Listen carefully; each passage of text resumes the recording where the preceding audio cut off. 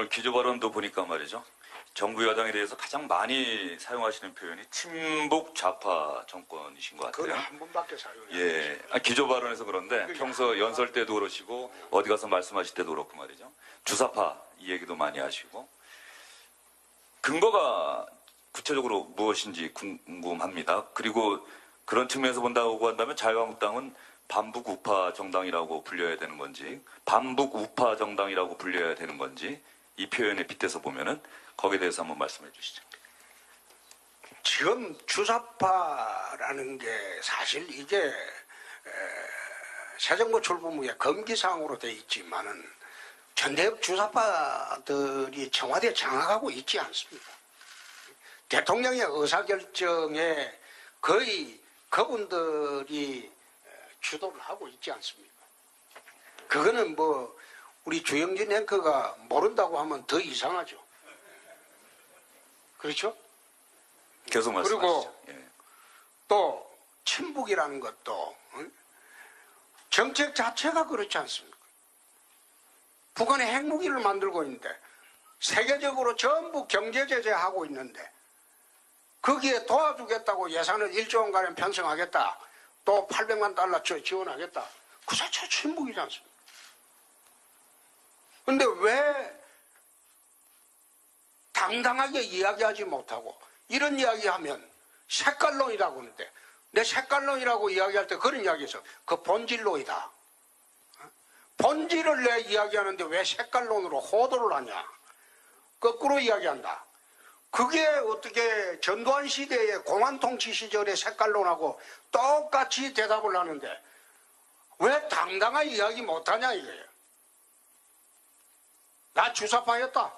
근데 언제 전향했다? 주사파였던 사람이 전향했다고 선언한 일이 있습니까? 없잖아요. 근데 그걸 갖다가 꼭 이야기만 하면 마치 전두환 시절의 공안통치 색깔론을 이야기하는 것처럼 색깔론 이야기한다.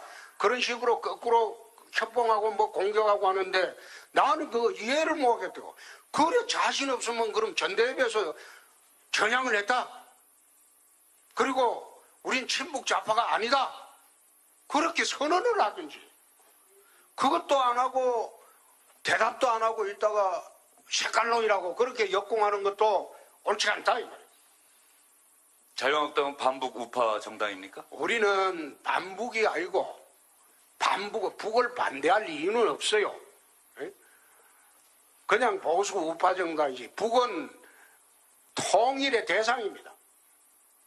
남북 통일의 대상입니다. 그 조금 전에 주사파 참모들 이야기하셨습니다. 전향한 적이 없다, 국민들에게 공개한 적이 없다고 말씀하셨는데 그 말씀하신 대상 중에 상당수가 국회의원 경력이 있어요. 청와대 임종석 비서실장도 그렇고 병원 의원도 그렇고.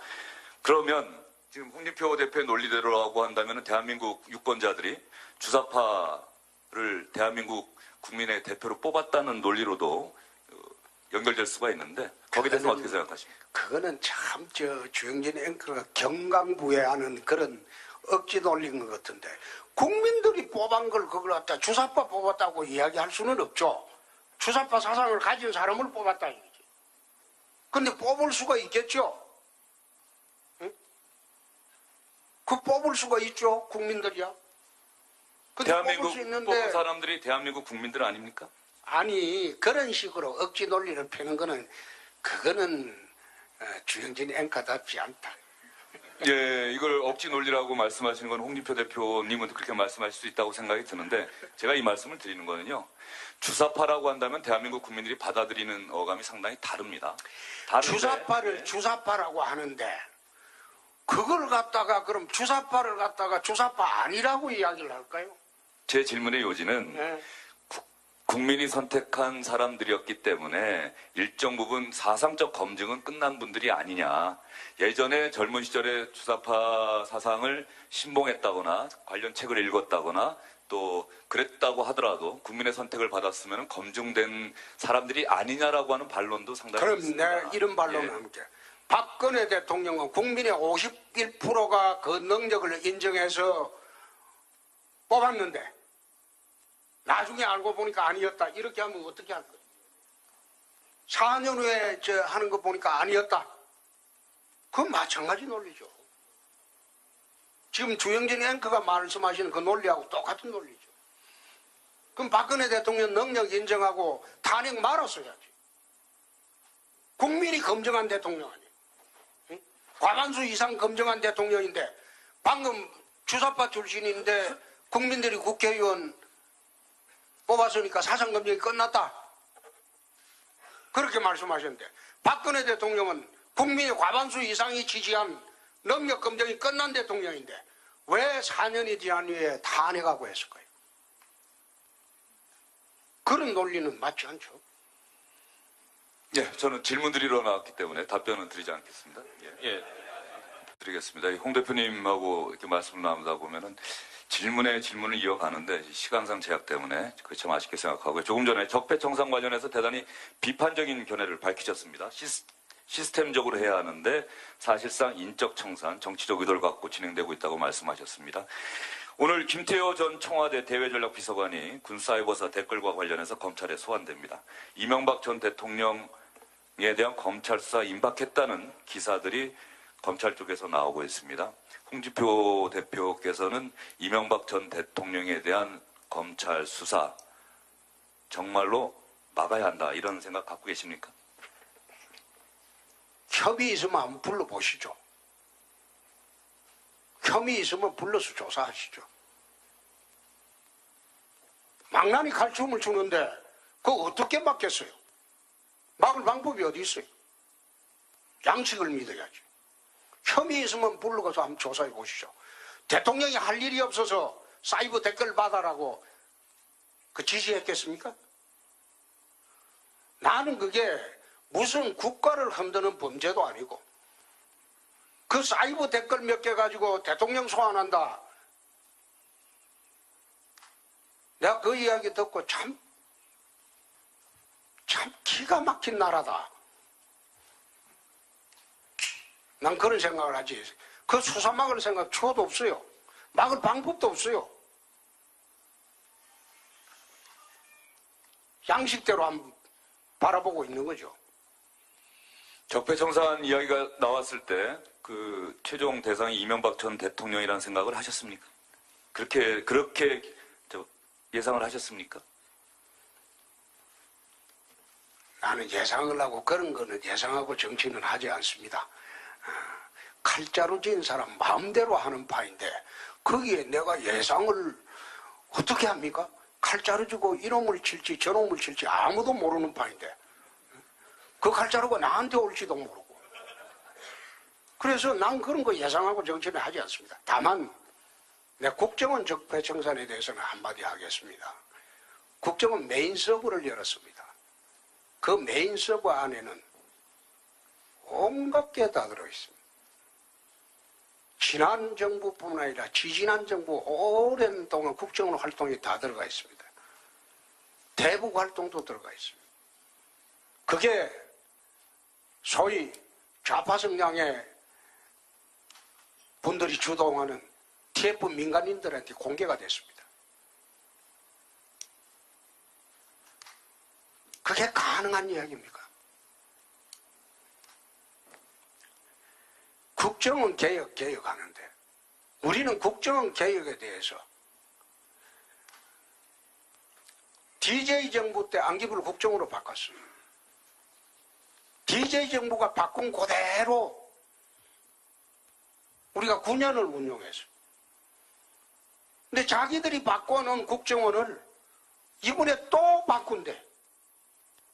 그는 북한 주장대로 대공수사권을 없애버리고 무장해제하고 그러면 국정원을 폐지한다고 이렇게 난 주장을 할 줄 알았어요. 그럼 뭐 대공수사기는 경찰한테 줘가지고 하면 그뿐이고 그리고 국정원이 그거 무슨 의미가 있습니까? 그런데 자기들이 DJ 노무현 때 그 바뀐 국정원을 우리는 받아가지고 손도 안 대고 운영을 했고 이번에 또 그게 속에 안 차는지 또 바꾼대. 그걸 개혁법안이라고 해. 폐지법안이지. 대부분 모든 걸 무장 해제하는 폐지법안이지. 근데 그런 식으로 하고 있는 걸 적폐청사이라고 하는데 대북 무장해제하는 것을 적폐청사이라고 그래 호도하고 있는 게 과연 이게 국민들이 모를까요? 나는 안다고 봅니다. 알 때가 온다고 봅니다. 선거 때가 되면 알게 되겠죠. 그때 판단하겠죠. 첫 번째는 이른바 성완종 리스트는 진실이다? 아니다. 이 논쟁이에요. 성완종은 진실을 말했다. 성완종 리스트는 앙심 리스트다. 이런 주장이 맞서 있습니다, 지금. 이 리스트에 오른 사람들이 바로 그렇게 주장하고 있죠. 로비를 청탁을 안 들어줬기 때문에 보복하기 위해서 이 리스트를 남긴 거다. 그게 그 사람들의 주장입니다. 홍문종 씨도 그렇게 얘기를 했고요. 저 경상남도에 있는 다 홍씨네 또 어떻게 하다 보니 또 다른 홍씨도 그렇게 말을 했습니다. 두 번째 쟁점은요. 지난번에는 왜 경남기업 성완종이 표적이 되었나 이걸 다뤘는데 오늘은 도대체 누가 경남기업 성완종을 표적으로 삼았나 두 번째 주제고요. 세 번째는 현재 1막 2장이 진행 중입니다. 지난주에 1막 1장이 열렸다 말씀드렸는데요. 일주일 사이에 1막 2장이 지금 진행 중입니다. 이것이 1막 3장으로 갈지 아니면 2막 1장으로 넘어갈지 국면 전환이 있을지 없을지 그걸 한번 알아보는 시간 가지도록 하겠습니다. 오늘 이 세 가지 쟁점에 대해서 말씀드리는데요. 우선 첫 번째, 성완종 리스트는 진실이다? 아니다. 복수를 위한 데스노트다. 어느 쪽으로 보세요? 저는 뭐 진실이기도 하고 동시에 앙심 리스트이기도 하다. 다만 홍준표 지사가 얘기하듯이 양심 리스트는 전혀 아니다. 양심 리스트. 이 사람은 양심 리스트라 그랬거든. 청탁을 다 거절한 사람만 양심적인 이름이 들어가기 사람만 때문에 올랐다고? 양심 리스트다. 저는 이거 보고서 이거는 제정신이 아닌 거죠. 이거 심신상실 상태예요. 이게 법률적으로는 금치산 대상인 거죠.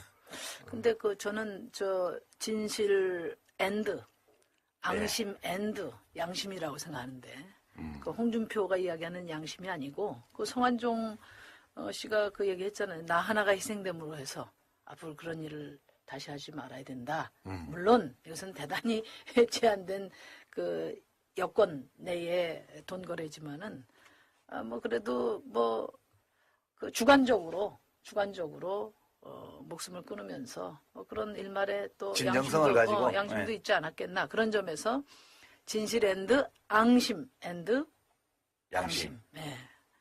그렇게 봅니다. 그러니까 이제 보통 그 대립항을 이 성완종 리스트는 진실 리스트다, 앙심 리스트다 이렇게 대립항을 설정을 하는데 이 두 가지가 집합론으로 해석을 하면 서로 배제하는 집합이 아니에요. 그렇죠. 성완종 씨의 입장에서 보면 자기가 돈을 준 많은 사람들 중에서 하필이면 이 사람들을 고른 거. 그 두 측면이 있는 거죠. 일단 돈을 준 건 맞고 이 사람들한테만 돈을 준 건 아니죠. 진실에 의거해서 앙심을 표현한 거죠. 그렇게 보는 게 맞을 것 같아요. 지금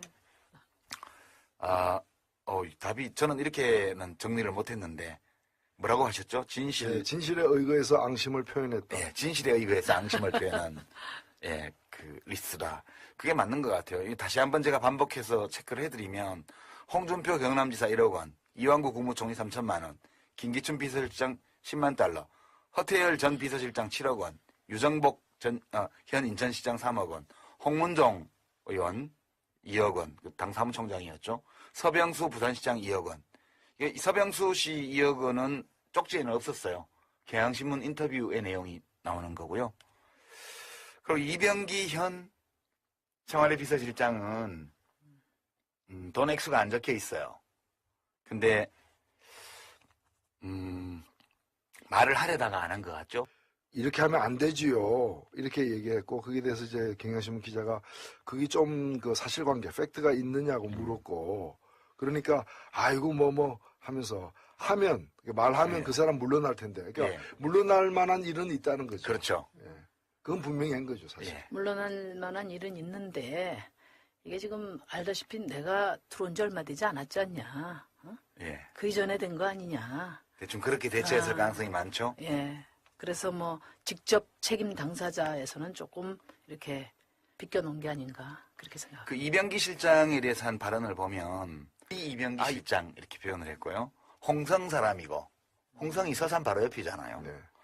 착한 착한 분이에요. 그분도 참 처신 잘해야 됩니다. 이 양반도 참 나하고는 개인적으로 가깝게 지내는 다 가까운 사람이죠. 이병기 실장이나 허태일 실장, 김기춘 실장 다 가깝게 지내는 사람인데 이분도 처신을 잘해야 돼요. 난 그 양반이 굉장히 정치적으로 신뢰하고 의리가 있다고 생각하는데 참 잘해야죠. 신뢰를 중시해야지요. 이렇게 하면 안 되지요.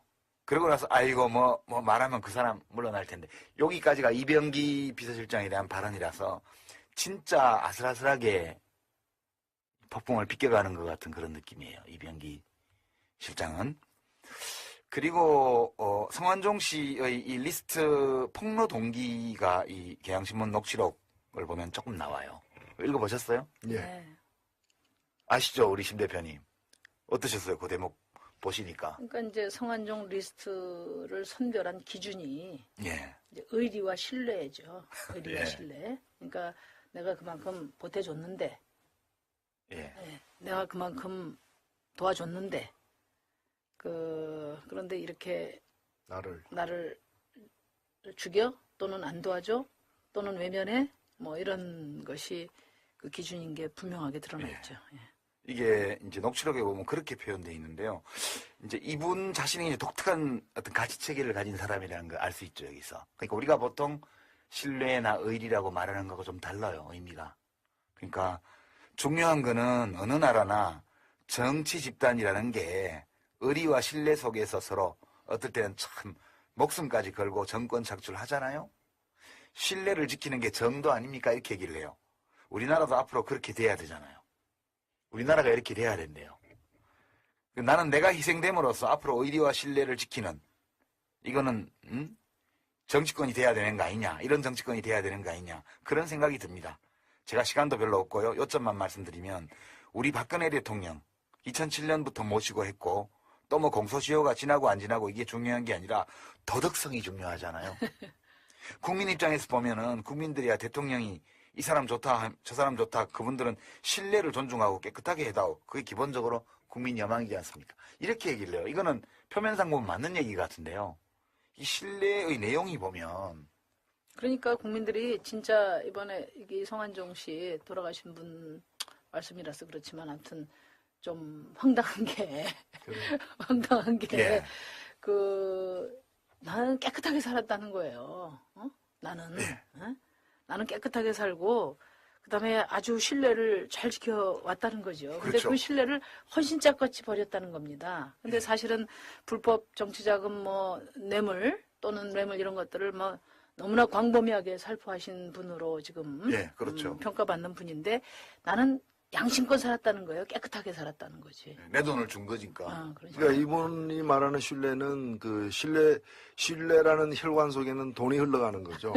돈이 흘러가는 거 그걸로 이제 작동되는 건데 특히 그 본인 진술 중에 저는 진짜 박근혜 대통령에게 너무 실망했고 예, 그 대목이 나와요. 앞으로 나 같은 사람이 계속 나오지 않겠나.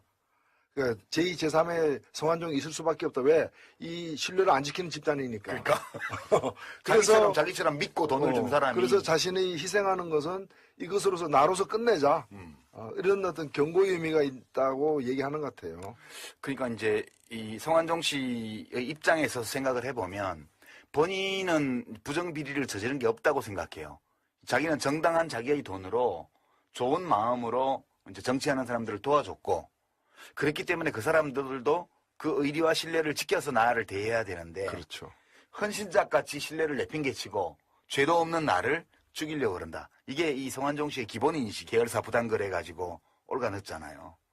그래서 자수성가한 남자에게 처자식을 볼모로 잡힌다는 거는 그것은 도저히 감내할 수 없는 그런 상황일 수 있었다. 그렇게 이제 우리가 해석을 했었는데 이 표현이 나와요. 이번 수사에서 제가 동의할 수 있는 부분이 없습니다. 이렇게 얘기해요. 우리 마누라가 페이퍼 컴퍼니 만들어서 처제한테 18억 원인가 해줬다. 페이퍼 컴퍼니 만들어서 위장으로 용역 계약했다. 그 얘기 하는데 그 법적으로 문제 있다고 하면 난 전혀 몰랐지만 문제가 있다면 내가 책임져야죠. 이렇게 얘기를 합니다. 사실 서민들한테는 미안한 얘기지만 우리나라 재벌들 자회사 만들어가지고 50억, 30억씩 만들어가지고 몇 조씩 다 만들어 놓은 게 우리 큰 회사들 현실 아닙니까? 저는 땅 한 평 아파트 한 채 사본 일이 없거든요. 오로지 주식만 갖고 있지 현금이 없어요. 이렇게 살았는데 이렇게 모함받으니까 세상을 살고 싶은 생각이 없고 나 같은 사람 하나 희생됨으로 해서 앞으로 이런 일이 있어서는 안 되겠다 이런 거고 가족도 신뢰관계, 직장도 신뢰관계인데 그냥 이렇게 이용이라고 그럴까? 완전히 병신 만드는 거잖아요. 내가 무슨 잘못한 게 없는데 이렇게 하니까 이건 말이 안 되는 거죠. 뚜렷하게 그 인식이 나타나는 거죠. 그러니까 이제 이분이 돌아가시기 전에 울면서 기자회견 할 예. 때 그런 얘기를 했어요. MB 자원외교 비리 수사인데 그거에 대해서는 내가 모든 답을 다 갖고 있다. 그렇죠. 어? 근데 이제 그래서 제가 한번 그걸 물어보니까 2011년부터 14년까지 그 이른바 성공불융자 예, 성공불융자. 그걸 한 3,600억 정도 변제해 줬더라고. 예. 그런데 그 중에 이 경남 기업의 성공불융자가 한 330억 돼요. 지원을 받았는데 330억을 이제 성공불융자로 받은 거야. 이제 이 양반이 이야기하는 건 그거예요. 우리는 1,300억을 투자해서 날렸다 이거예요. 그 중에 국가가 일부를 맡아주고. 그 중에 330억밖에 안 됐는데 우리보다 더한 기업이 있는데 왜 날치냐? 예. 근데 그게 억울하다는 거죠. 예, 그게 이제 어디냐면 SK예요, SK. 예. SK가 한 680억, 600억 이상 받았다고요. 근데 거기는 한 4천억 정도 투자했어요. 4천억 정도. 네. 그러니까 사실은 왜 나보다 더 많이 성공불륜자가 뺏어간 데도 있는데 날치냐?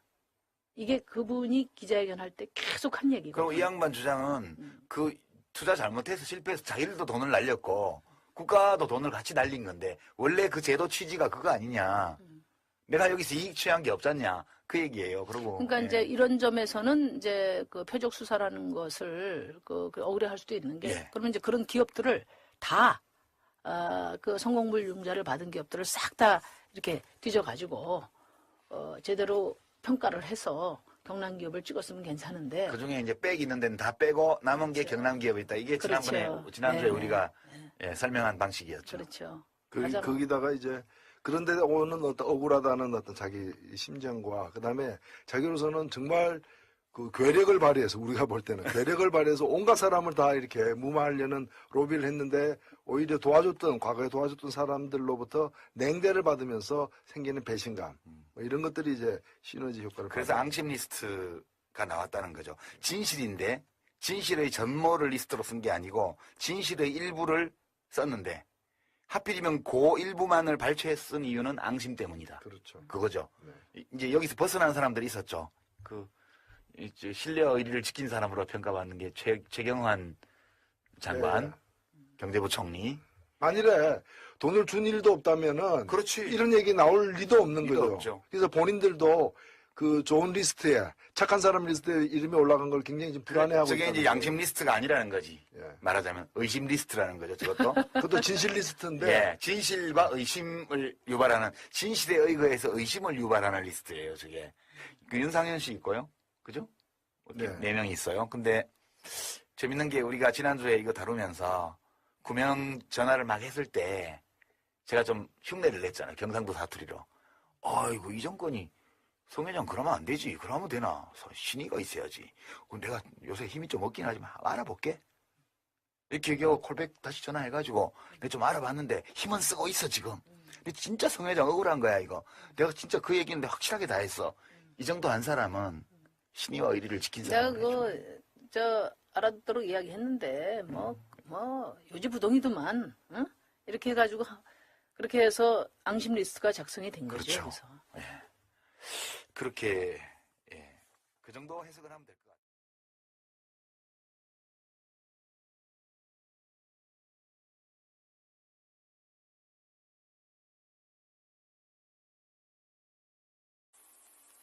나 주사파였다. 근데 언제 전향했다? 주사파였던 사람이 전향했다고 선언한 일이 있습니까? 없잖아요. 근데 그걸 갖다가 꼭 이야기만 하면 마치 전두환 시절의 공안 통치 색깔론을 이야기하는 것처럼 색깔론 이야기한다. 그런 식으로 거꾸로 협봉하고 뭐 공격하고 하는데 나는 그 이해를 못하겠다고. 그래 자신 없으면 그럼 전대협에서 전향을 했다. 그리고 우린 친북 좌파가 아니다. 그렇게 선언을 하든지. 그것도 안 하고 대답도 안 하고 있다가 색깔론이라고 그렇게 역공하는 것도 옳지 않다 이 말이에요. 자유한국당은 반북 우파 정당입니까? 우리는 반북이 아니고 북을 반대할 이유는 없어요. 예? 그냥 보수 우파 정당이지. 북은 통일의 대상입니다. 남북 통일의 대상입니다. 조금 전에 주사파 참모들 이야기하셨습니다. 전향한 적이 없다, 국민들에게 공개한 적이 없다고 말씀하셨는데 그 말씀하신 대상 중에 상당수가 국회의원 경력이 있어요. 청와대 임종석 비서실장도 그렇고 병원 의원도 그렇고. 그러면 지금 홍준표 대표의 논리대로라고 한다면 대한민국 유권자들이 주사파를 대한민국 국민의 대표로 뽑았다는 논리로도 연결될 수가 있는데 거기에 대해서 어떻게 생각하십니까? 그거는 참 주영진 앵커가 경강부회하는 그런 억지 논리인 것 같은데 국민들이 뽑은 걸 그걸 갖다 주사파 뽑았다고 이야기할 수는 없죠. 주사파 사상을 가진 사람을 뽑았다 이거지. 근데 뽑을 수가 있겠죠. 응? 그 뽑을 수가 있죠. 국민들이야. 근데 대한민국 뽑을 수 있는데 뽑은 사람들이 대한민국 국민들 아닙니까? 아니 그런 식으로 억지 논리를 펴는 거는 그거는 주영진 앵커답지 않다. 예, 이걸 억지 논리라고 말씀하시는 건 홍준표 대표님은 그렇게 말씀하실 수 있다고 생각이 드는데 제가 이 말씀을 드리는 거는요. 주사파라고 한다면 대한민국 국민들이 받아들이는 어감이 상당히 다릅니다. 주사파를 주사파라고 하는데 그걸 갖다가 그럼 주사파를 갖다가 주사파 아니라고 이야기를 할까요? 제 질문의 요지는 네. 국민이 선택한 사람들이었기 때문에 일정 부분 사상적 검증은 끝난 분들이 아니냐. 예전에 젊은 시절에 주사파 사상을 신봉했다거나 관련 책을 읽었다거나 또 그랬다고 하더라도 국민의 선택을 받았으면 검증된 사람들이 아니냐라고 하는 반론도 상당히 그럼 있습니다. 내가 이런 반론을 예. 합니다. 박근혜 대통령은 국민의 51%가 그 능력을 인정해서 뽑았는데 나중에 알고 보니까 아니었다. 이렇게 하면 어떻게 할 거예요? 4년 후에 하는 거 보니까 아니었다. 그건 마찬가지 논리죠. 지금 주영진 앵커가 말씀하시는 그 논리하고 똑같은 논리죠. 그럼 박근혜 대통령 능력 인정하고 탄핵 말았어야지. 국민이 검증한 대통령 아니에요. 응? 과반수 이상 검증한 대통령인데 방금 주사파 출신인데 국민들이 국회의원 뽑았으니까 사상검증이 끝났다. 그렇게 말씀하셨는데 박근혜 대통령은 국민의 과반수 이상이 지지한 능력검증이 끝난 대통령인데 왜 4년이 지난 후에 탄핵하고 했을까요? 그런 논리는 맞지 않죠. 예, 저는 질문 드리러 나왔기 때문에 답변은 드리지 않겠습니다. 예. 드리겠습니다. 홍 대표님하고 이렇게 말씀을 나누다 보면은 질문에 질문을 이어가는데 시간상 제약 때문에 그게 참 아쉽게 생각하고요. 조금 전에 적폐청산 관련해서 대단히 비판적인 견해를 밝히셨습니다. 시스템적으로 해야 하는데 사실상 인적 청산, 정치적 의도를 갖고 진행되고 있다고 말씀하셨습니다. 오늘 김태호 전 청와대 대외전략비서관이 군사이버사 댓글과 관련해서 검찰에 소환됩니다. 이명박 전 대통령에 대한 검찰 수사 임박했다는 기사들이 검찰 쪽에서 나오고 있습니다. 홍준표 대표께서는 이명박 전 대통령에 대한 검찰 수사 정말로 막아야 한다 이런 생각 갖고 계십니까? 협의 있으면 한번 불러보시죠. 혐의 있으면 불러서 조사하시죠. 망나니 칼춤을 추는데 그거 어떻게 막겠어요? 막을 방법이 어디 있어요? 양식을 믿어야지. 혐의 있으면 불러서 한번 조사해 보시죠. 대통령이 할 일이 없어서 사이버 댓글 받아라고 그 지시했겠습니까? 나는 그게 무슨 국가를 흔드는 범죄도 아니고 그 사이버 댓글 몇 개 가지고 대통령 소환한다. 내가 그 이야기 듣고 참 참 기가 막힌 나라다. 난 그런 생각을 하지. 그 수사 막을 생각 초도 없어요. 막을 방법도 없어요. 양식대로 한번 바라보고 있는 거죠. 적폐청산 이야기가 나왔을 때 그 최종 대상이 이명박 전 대통령이라는 생각을 하셨습니까? 그렇게 예상을 하셨습니까? 나는 예상을 하고 그런 거는 예상하고 정치는 하지 않습니다. 칼자루 지은 사람 마음대로 하는 파인데 거기에 내가 예상을 어떻게 합니까? 칼자루 지고 이놈을 칠지 저놈을 칠지 아무도 모르는 파인데 그 칼자루가 나한테 올지도 모르고 그래서 난 그런 거 예상하고 정치는 하지 않습니다. 다만 내 국정원 적폐청산에 대해서는 한마디 하겠습니다. 국정원 메인 서버를 열었습니다.